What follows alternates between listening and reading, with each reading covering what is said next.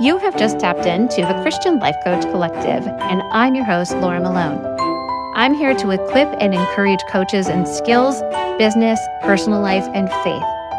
I believe you're already 100% worthy and capable, and you're called for such a time as this. So let's get you walking it out with courage and confidence so you can be an amazing coach who sees transformation and great results in both your life and the lives around you. Let's get started. In the last episode, we talked about the difference between a coaching niche and a coaching method. And I started thinking, right, like as I was actually recording it, that I haven't talked in a long time about what coaching is and what coaching isn't. So I thought maybe now is a good time to bring this conversation back to life for some of you who, weren't there for episode 1. You're not going all the way back to it.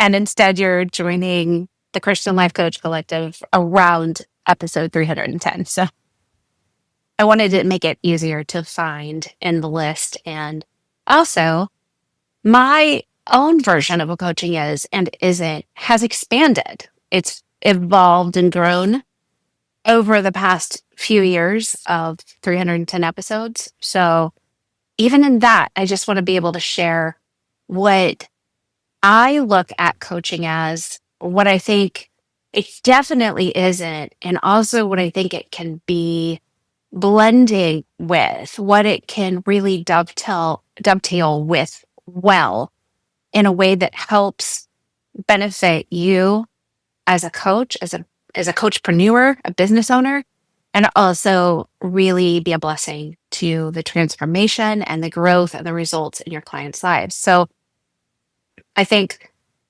first of all, in the foundation of it, I absolutely believe that coaching is becoming a guide who reaches out your hand and says to someone in particular, I will walk with you on this journey. I will go with you from point A to point B, right?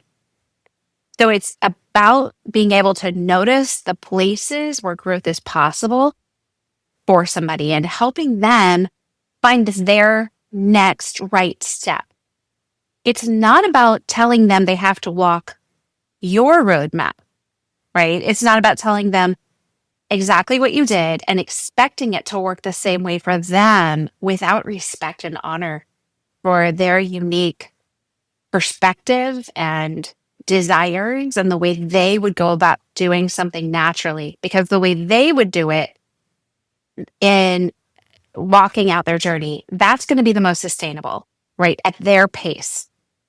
And it's definitely not you giving them a workbook that they have to fill out alone, like while you're championing and cheerleading on the sidelines, like, yay, you've got this. Like, just, fill out all those reflection questions. Coaching is really personal and high touch and very individual. And it starts with a coach and a client both having an active presence. So a life coach actually sees the gold in you sometimes before you can see it for yourself. They hold space for your process without rushing it or rushing you. They know how to ask great questions that are like keys that will unlock the doors for you. They help you get clear about where you're going, help you figure out what you need to do, how do you walk towards where you're going? And they help you become the person that you're becoming. They actually help you be that person. The person, even sometimes they help you be the person you already are that you are struggling to see, or maybe the person that you forgot about, Mentoring is a little bit different. It's mentoring says, this is what I've walked through. Let me give you what I've got, what I have to give in my wisdom and my experience. And coaching is you already have something in you. I want to help draw that out. Consulting is like saying, this is the way I say you need to do it. And again, coaching is there is a way that will work best for you. Let's talk about what you think that might be. Teaching is here. This is the way that you could do a thing. Here's the education. Here's the knowledge that you need to know for you to go do your thing. Coaching is, I believe that you can learn what you need to know so that you can do what it is you want to do. How can I help you in that? So there's consulting, there's mentoring, there's teaching. And so there's counseling, right? And counseling says, let's look into the past and say, how has that affected who you are today? How did you get here? How have you been affected by it? And let's bring healing to that. That's not what coaching is, right? Coaching is, this is where we are today. This is where we want to get to in the future. And this is the path that I'm going to help you figure out to get from point A to point B. We're not looking into the past. We can understand and be aware of the past, but we're not going to bring healing to the past that has been brought into the present. We're just going to look at the present and determine how to best get into the future you desire as my client with the knowledge that you have about the past. So it's a little bit about what it is and what it isn't there. Coaching is never, ever counseling. You can be a counselor and a licensed therapist who helps a client as you bring coaching into your counseling. Coaches never add counseling to their coaching because as a coach, you are not a licensed therapist. You have not gone to school or passed the exams and been licensed by anybody as a counselor or therapist. So that's never what we do, right? Now, I want to, I guess, throw a little caveat on here. What I do is often a blend. I wear multiple hats depending on what is needed, what my client's looking for. I have some clients, like in the story makers sessions, like that's my life coaching area. The division of my business is story makers and legacy builders, right? We've got story makers are the ones who book sessions with me because they want life coaching in some area where we're talking about, what they're facing and the point A that they're at and the point B that they want to get to. And then I have legacy builders. That is clients who are coaches who want to become better coaches, want to become a coach, want to grow their business or start their business, want to figure out their niche, create an offer, create a signature program, like that kind of work where it's the coaching business side of things. But in Storymakers, in both of them, I have a blend of where I can be a consultant coach. And also, I can offer some mentoring in areas that I've been in. So if I have a client in Storymakers who says, I am a homeschooler and I'm really struggling with my resentment towards the fact that I'm at home all day long with my kids. I've been doing it for 10 years. My husband comes home from work every day. He's so fulfilled and he's had adult interaction and he works with people who listen to what he says. And I am really struggling because I don't have any of that. Well, I can say from a mentoring perspective, I have been there. I so get where you're at. And here's what helped me when I struggled with that, when I wanted to get to a different place in my homeschooling journey. So I can mentor because I've been there and I've done that. And I'm 10 years ahead of that person. And sometimes I'm only 1 year ahead of that person.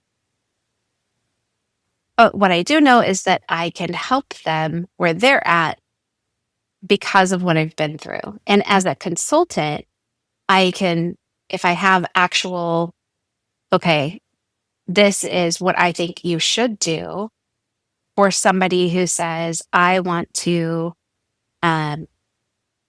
start a nonprofit or a ministry. I can offer consulting because I have actually done that, and I can actually consult them on what steps they need to take to go from point A. I don't have a framework or a mission statement to point B. I have filled out the paperwork. I have reached out to potential donors, and I have asked some people to partner with me. And I can actually consult them on what actual steps they need to take along the way. But what I do is I blend it with coaching in the context that I can ask them questions to say, okay, I've given you from a mentoring perspective what I've done. I can give you information from a consulting perspective of what I suggest. I can even teach you some things that you need to know. But when I blend coaching with that, what I do is I say, what resonates for you? What feels right for you? I create options for them and say, here's a possibility. And especially in consulting, what I'll do is say, I could see that you probably have three options. Would you like to take option one, two, or three? Which one feels like it's more sustainable for you? Like you would definitely show up for that. So I offer them the opportunity to step up, see what rises up for them, what feels like it's in alignment with who they are and how they would take action. And then I get behind that. And then I coach them in the space of, okay, what feels like a mental block to you? What are you afraid of taking action on? What are you experiencing um, as you walk down this journey? Like now I'm just walking with you. So I blend consulting with coaching when my client wants that. So I actually can work with somebody with the conversation of, what is it you want and need from me? Do you really need me to just be a person who holds space, listens well, and asks great questions to unlock doors for you personally?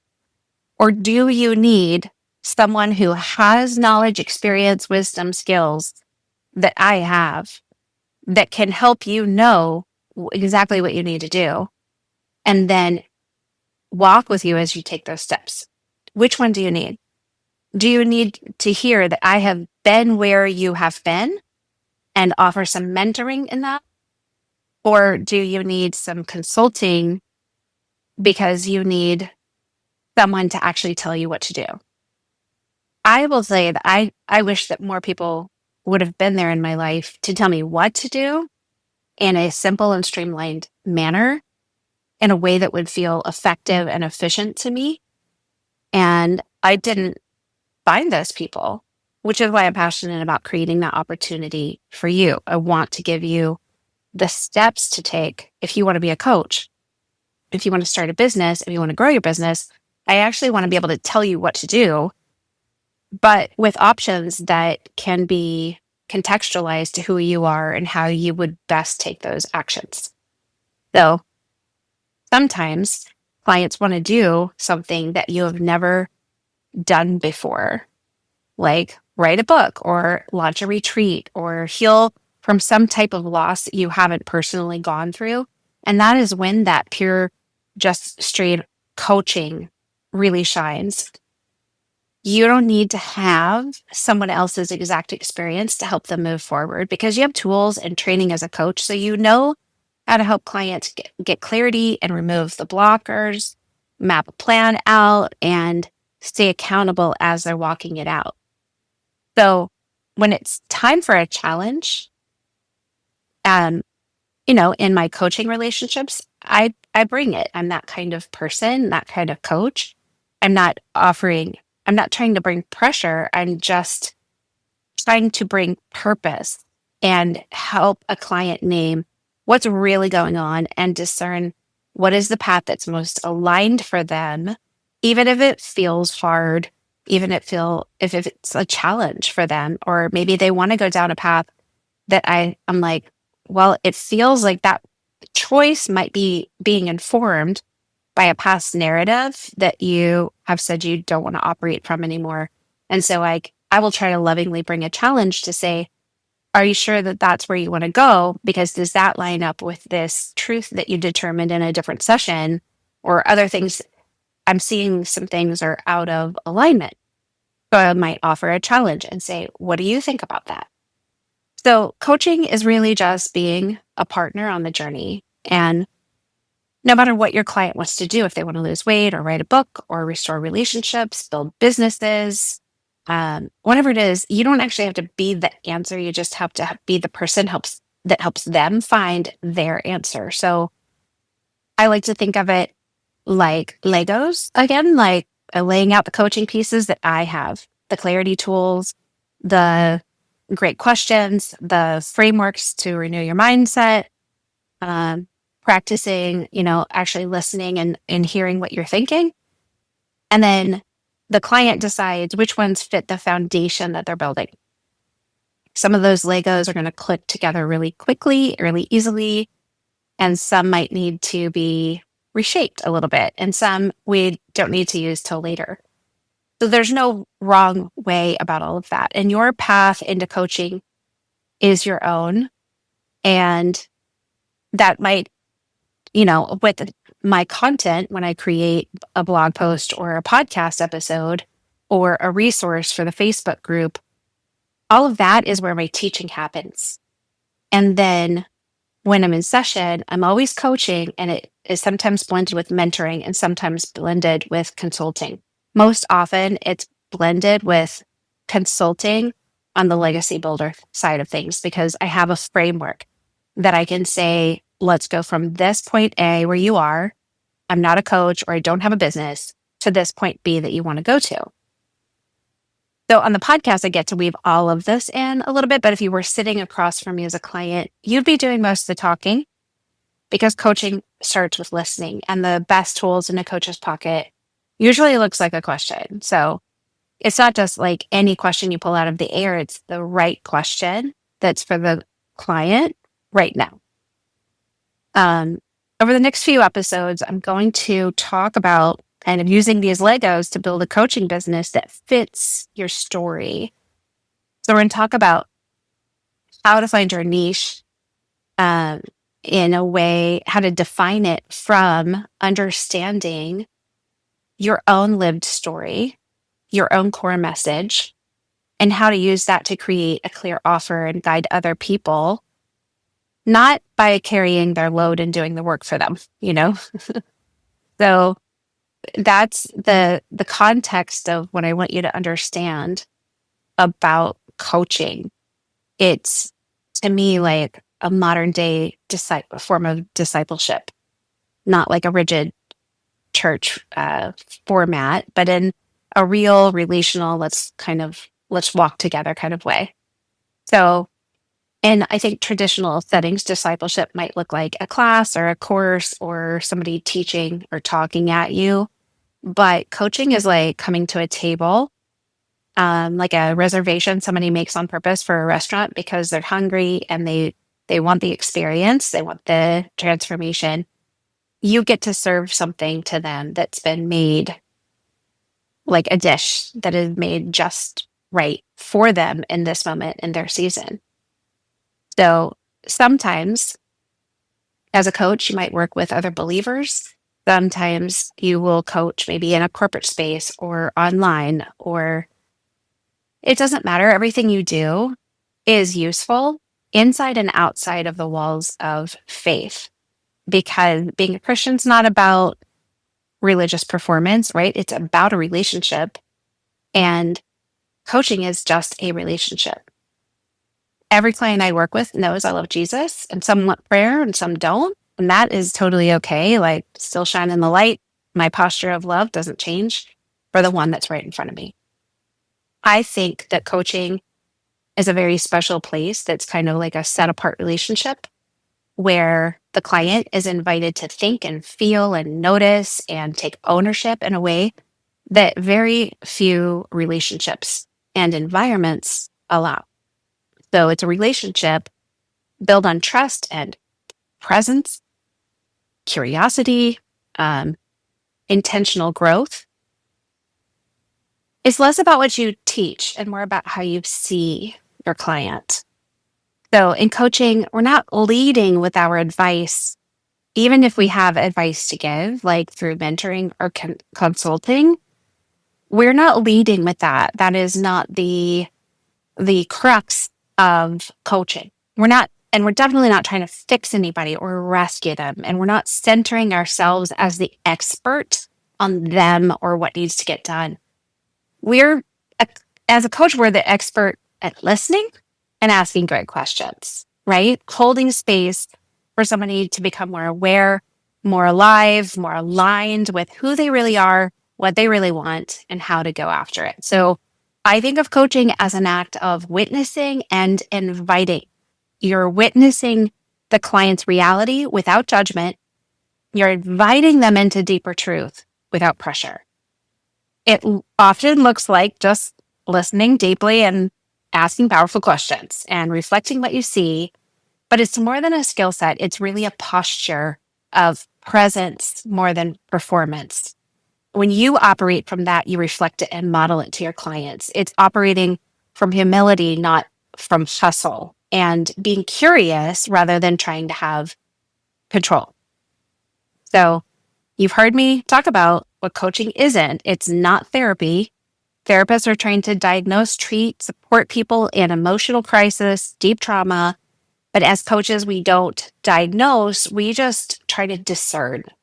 We're not treating them, we are walking with them. And we're focused on the present and the future, not the pathology of their past. So we're going to talk more in episode 313 about becoming a consultant coach and how to blend those roles. But we want to always remember that coaching, no matter whether you're a mentor coach, a pastoral coach, a consultant coach, whatever that is, coach is the key. We're always trying to ask the question to the client, what do you believe? What do you want? What is in your way? What is the right next step for you? Right? It's not about offering the answers. It's about helping somebody access wisdom they already have that's very personal. So that actually creates it a more sustainable way for them to stay on the path, be consistent. So when you start coaching this way, with this clarity, I think everything can really change if you're confused about this because you won't feel like an imposter because you're not trying to impress anybody. You're not going to spend all your time overthinking, over prepping for your sessions because you're just going to trust the process. And you're not going to push and rush results because you're going to have respect and honor for your client's personal, unique pace and purpose. So coaching is a very powerful process. And I know that both of those, when you put power and process, what is the word for that? Almost oxymoron. It's not, but I think knowing this, it makes a difference because we think of power, we think of like boom, like a major moment of aha.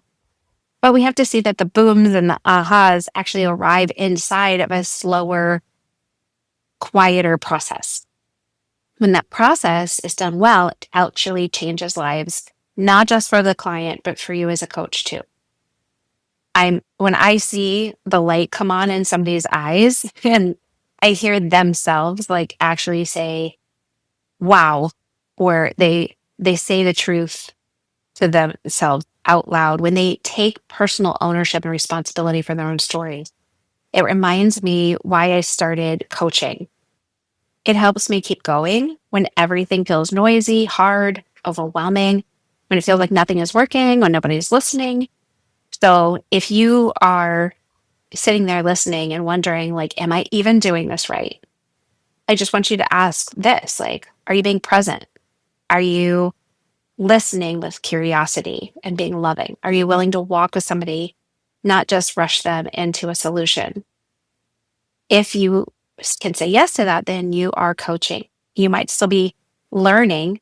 You might still be getting the tools and the language and the structure, and that's all good, but you're already doing the deep work of listening, being present, asking questions, being curious, and just reaching out your hand and saying, I'm going to walk with you. So I would challenge you to find somebody and ask them, like, what do you think coaching is? And then think about how would you explain it to them? And how would you say what it is and what it isn't now that you've listened to this episode? Not thinking of like, how would you pitch it to somebody? What's your elevator speech? Like, not that. Not trying to come up with a signature program name for your coaching. Like, what is the heart of coaching? What do other people see it as? Coaching is how I walk out the Great Commission, like one client, one story at a time, using the tools that God's put in my hands, the things that I've learned, the things I've cultivated, what I'm growing in. I'm constantly going after more content, more courses, more learning. Like I'm trying to learn everywhere I turn about what people need, how people are doing it, what God is saying, how He says to do it. And I want to help you do the same thing. So if that stirs something up for you, you might be the kind of coach that the world is really needing right now. And we're going to keep talking about how to know if you're called to coach and all of the basics of what you need to know if you're stepping into it. And I will say that if you've listened this far, you probably are somewhat called to coach if you've gotten this far in the episode. Definitely if you've listened to 310 episodes. But I want to make sure that you are equipped, that you're encouraged, and that you know that you have a guide that's willing to walk with you on your journey from point A to point B. So let's start walking, and I'll talk to you in the next episode. Have a great week.